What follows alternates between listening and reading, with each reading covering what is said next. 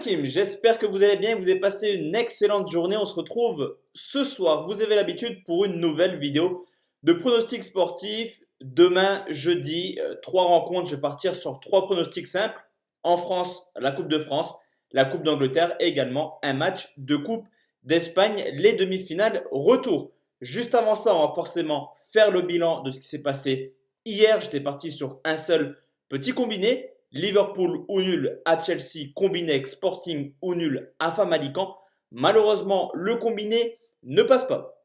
Cependant, trois petites choses à vous dire, la team, au vu de certains commentaires. Premièrement, dans la vidéo, j'ai dit qu'il fallait faire attention à l'équipe de Liverpool. Et effectivement, malgré l'avertissement de Jürgen Klopp, il a quand même décidé de faire tourner. Donc déjà, premier facteur qui nous contraint un petit peu de pronostiquer nul au Liverpool. Deuxième facteur, la team, la bankroll qui est toujours là. Alors, elle n'est pas à jour, je la reconnais, mais elle va être mise à jour demain. Elle est toujours dans le vert également. Donc, ça reste quand même une chaîne de pronostics gratuit. Donc, quand même, mine de rien, vous ne payez pas grand-chose. En tout cas, tout est gratuit. Troisième critère, hier, le combiné passe pas. On a beaucoup d'avis négatifs. Cependant, sur la vidéo d'avant-hier, on valide un combiné à 3,15. Et là, le nombre de commentaires positifs est totalement inexistant. Alors, je vous fais pas la morale entre guillemets, parce que là, j'assume le fait d'être sur YouTube. Mais honnêtement, la team, reconnaissait également que par moment, on valide des beaux petits combinés et ne soyez pas toujours actifs quand ça perd, parce que malheureusement, et heureusement d'ailleurs, dans les paris sportifs, on n'est pas toujours gagnant, sinon ça serait beaucoup trop simple. Fin de la parenthèse, on part sur trois pronostics. La Coupe de France, Saint-Étienne qui reçoit Rennes. Demi-finale de la Coupe de France, le vainqueur jouera Lyon ou le Paris Saint-Germain, mais est-ce que c'est réellement l'objectif majeur des deux équipes? Saint-Etienne, 16e de Ligue 1, aux portes de la relégation.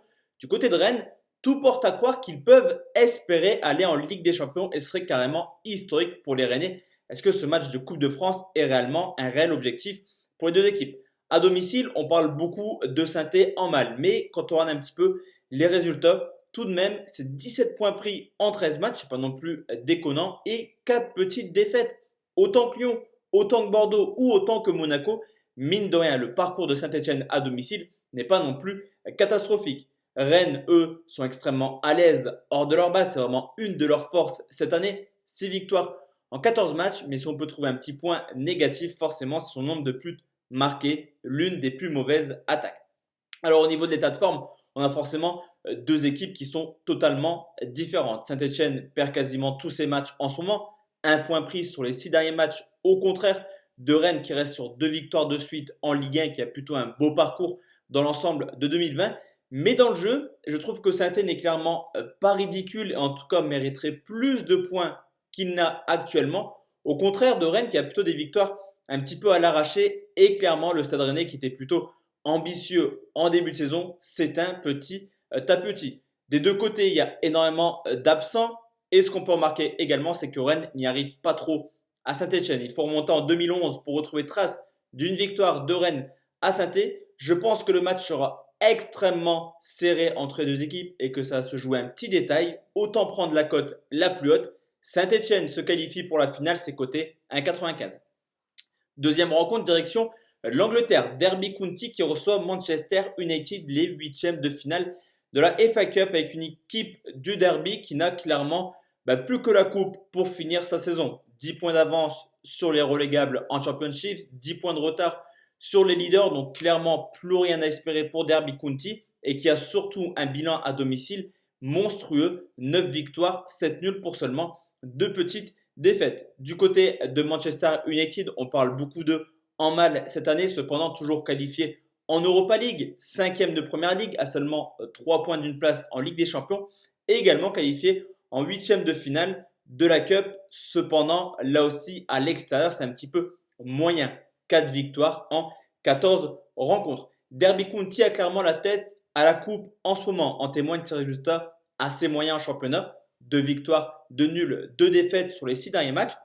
Mais ce qui est assez intéressant, c'est que sur les 6 derniers matchs, 6 fois les deux équipes ont marqué, une équipe capable de scorer 11 fois, mais également de prendre 10 buts dans ces 6 rencontres. Du côté de Manchester United, ils sont sur une bonne série, 8 matchs de suite sans défaite, et l'arrivée de Fernandes fait clairement du bien aux Mancuniens. Fernandez, auteur de 3 buts sur les 3 dernières rencontres. Cependant, là aussi, on a une équipe de Manchester qui a beaucoup de difficultés, je vous l'ai dit, à l'extérieur, mais surtout chez les petits. En témoignent des défaites à West Ham, à Newcastle, à Watford ou également à Bournemouth en championnat. Sur ce match, il y a 3 pronostics qui sont très tentants. Tout d'abord, perso, je pars sur les 2 équipes marques. Côté 1,70, c'est plutôt un beau bet, je trouve. 2 pronostics fun qui ne rentrent pas dans ma bankroll. Derby County ou nul, côté à 2,35. Également, le but de Wayne Rooney pour Derby County, côté à 4,30. Et enfin la team, dernier pronostic. J'ai un peu de mal à me décider un petit peu sur ce match où Grenade reçoit l'Athletic Bilbao. Là aussi, ça va être une surprise. Le vainqueur sera assez surprenant dans cette Coupe du Roi où la deuxième demi oppose Mirandés à la Real Sociedad. 1-0 lors du match aller. Deux équipes qui sont plutôt en milieu de tableau. Et Grenade à domicile performe plutôt bien. Déjà 8 victoires en 13 matchs. Mais attention, car Bilbao est tout simplement le roi du match nul. Déjà 7 matchs nuls en 13 rencontres et l'une des pires attaques. Au vu des stats, au vu du match aller, on pourrait croire qu'on aurait un match extrêmement fermé. Cependant, 1-0 pour Bilbao lors du match aller, donc forcément ça oblige Grenade à marquer. Et en cas de but de Bilbao, Grenade devra en mettre 3. Donc clairement, on pourrait partir, je pense, sur un match assez offensif. Surtout que sur les 10 dernières rencontres, Grenade a quand même marqué 15 fois. Donc une équipe qui marque quasiment à tous ces matchs. Et Bilbao également a des stats plutôt intéressantes hors de leur base. 7 matchs de suite en marquant ne serait-ce qu'un but. Les 4 matchs de Coupe du Roi de Bilbao à l'extérieur ont toujours également vu au moins 3 buts. C'est mon pronostic parce que la cote est plutôt énorme. En tout cas, si vous voulez sécuriser le plus de 1,5 but et 1,35. Mais je vais partir sur le plus de 2,5 buts côté à 2,10. Donc voici la team mes 3 pronostics pour demain. On se retrouve demain soir justement pour une nouvelle vidéo de pronostics sportifs. Portez-vous bien la team et à demain. Ciao, ciao.